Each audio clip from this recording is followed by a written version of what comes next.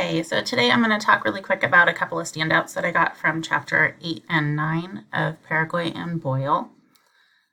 The first thing that got me in chapter 8 was correcting writing errors. And doing social science, yes, obviously they're going to be writing and I'm going to be correcting their papers, but I think these are important to do in social science classes, not just in English classes. So for grammar, punctuation, spelling, and conventional usage, I think it's important to take time to kind of go over those little key elements if you're seeing them commonly misused or errors with those throughout the class, or if there's a good chunk of the class, or if it's, the ELs that are having trouble with that. And I think it's important to incorporate that into peer editing and self-editing checklists. I think that's a really good idea to have other students looking for those things when they're like reading over each other's papers.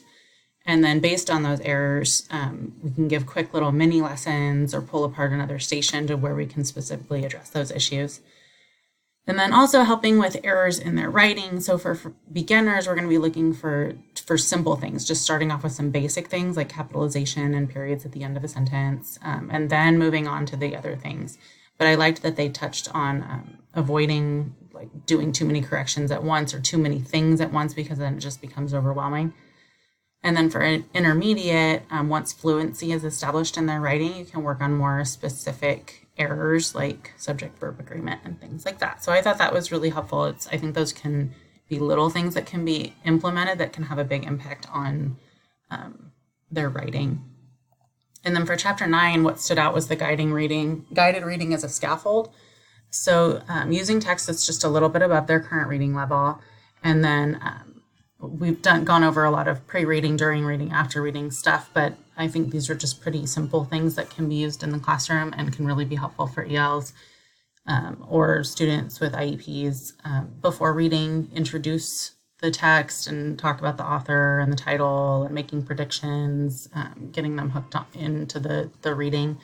Then during the reading, asking students to read a portion of the text silently or aloud, and then going around offering them assistance if they're confused about anything. And then after reading, inviting them to share responses or their favorite parts, following up what they can write in their journal, what they liked about it or what they were confused about. And then also at the end of that, making a note of if there's any common group needs that need to be addressed in a mini lesson, the way that I was discussing in chapter 8. So a lot of good takeaways from these two chapters, but these two were pretty big ones for me. Thank you.